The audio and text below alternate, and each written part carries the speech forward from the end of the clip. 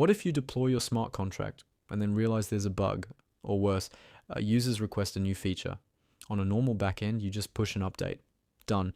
But on a blockchain like Ethereum, your contract code is immutable. Once deployed, it cannot be edited, patched, or rewritten. It's permanently locked into the network. And that's powerful because no one can secretly change the rules. But it's also dangerous because if you make a mistake, it's permanent. So the real question is, how do serious Web3 developers build systems that can evolve without breaking immutability? So how do we upgrade smart contracts if code is immutable? We use something called the proxy pattern. A proxy contract is like a permanent address that forwards all function calls to another contract called the implementation contract, where the actual logic lives. Users interact with the proxy forwards calls to the current implementation. If we want to upgrade the logic, we deploy a new implementation and simply update the proxy to point to the new one. The address users interact with never changes. Think of it like owning land. The land is the proxy contract. The house built on it is the implementation contract. You can demolish the house, you can rebuild it, you can redesign it completely. But the land's address never changes. People still visit the same location, though they just see a new building. That's exactly how proxy contracts work.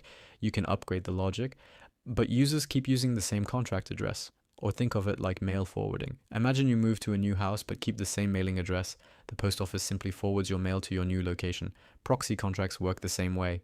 Users send transactions to one fixed address. The proxy forwards those calls to whichever implementation contract is currently active. To the user, nothing changes. Behind the scenes, the logic can evolve. So what's actually happening under the hood? In an upgradable system, the proxy contract holds all the storage. The state variables, balances, mappings, everything. The implementation contract only contains the logic, the functions. When a user calls a function, they are calling the proxy's address. The proxy then uses delegate call to execute the implementation contract's code, but in the context of the proxy's storage. This is the key concept. The code runs from the implementation, but the data lives inside the proxy. That means the contract address users interact with stays the same, the storage stays the same. Only the logic can be swapped. This is why the upgradable proxy pattern allows developers to modify functionality while preserving the contract address and storage. And here's the most important line to remember. Delegate call executes code from another contract, but keeps the storage, msg.sender, and address of the calling contract. So the proxy's address never changes, but the behavior can. That's the entire magic. Why use proxies? So why do serious protocols use proxy contracts? Because without them, you're stuck forever. Number one, upgradability. The biggest benefit is simple. You can fix bugs, you can add new features, you can improve performance, all by deploying a new implementation contract and updating the proxy to point to it. Users don't need to migrate funds. You don't need to redeploy the entire system. The proxy still holds all the storage. As explained by Boring Security, the implementation contract can be upgraded without affecting the proxy or its users because the proxy stores only the address of the implementation, not its code. That's powerful. Number two, seamless user experience. From the user's perspective, nothing changes. They still interact with the same contract address, no need to reapprove tokens, no need to switch to a new contract, no front-end chaos. As noted by QuickNode, upgradable smart contracts allow developers to modify functionality after deployment without harming decentralization. The address stays constant, the logic evolves. Number three, future-proofing. When you deploy a normal contract, you have to predict the future.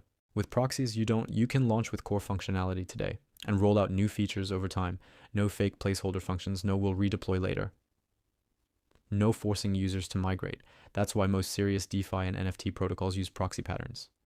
When people say use a proxy, that's incomplete. There are different proxy architectures, and choosing the wrong one can introduce security risks.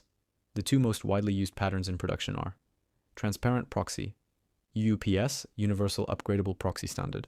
Both rely on delegate call, both preserve the proxy's address and storage, but they handle upgrade authority differently. Number one, transparent proxy. Upgrade logic lives in the proxy. In the transparent proxy pattern, the proxy contract itself contains the upgrade mechanism. There is a dedicated admin address. Here's how it works. If the admin calls the proxy, it can access upgrade functions like upgrade to. If any other user calls, the proxy forwards the call to the implementation. This separation solves a major problem, function selector clashes. If both the proxy and the implementation had functions with the same name, there could be confusion about which one gets executed. The transparent pattern avoids that by making admin calls behave differently from user calls. This pattern is heavily documented and supported by OpenZeppelin and is widely used across DeFi. The pros: very explicit admin control, easy mental model, mature and battle tested. And the cons are: slightly larger proxy contract on upgrade logic always exists in the proxy. Number 2, UUPS, upgrade logic, lives in the implementation. UUPS flips the design.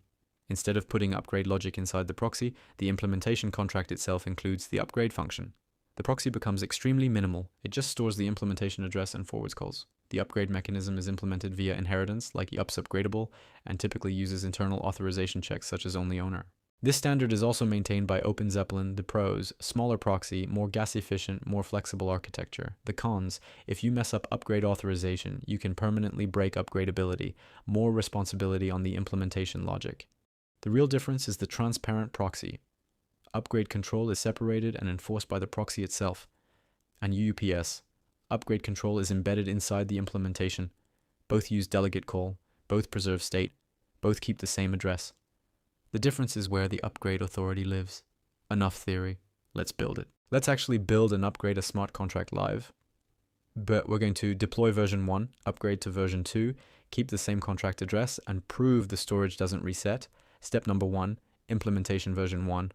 First, here's our version 1 contract. This is not a constructor because constructors don't work with proxies. We use initialize instead, and that's coming from OpenZeppelin's upgradable pattern.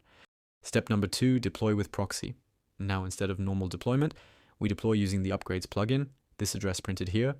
This is the proxy address. This is the permanent address users will interact with, not the implementation. Now let's test it. Let's open Hardhat console on localhost. Make sure your node is running behind. Save the proxy address. Import ethers and upgrades from Hardhat. Declare box version 1. Then attach with proxy. Now let's print current value. It's 42 correct. Let's update the value and check set value to 46. And print the current updated value.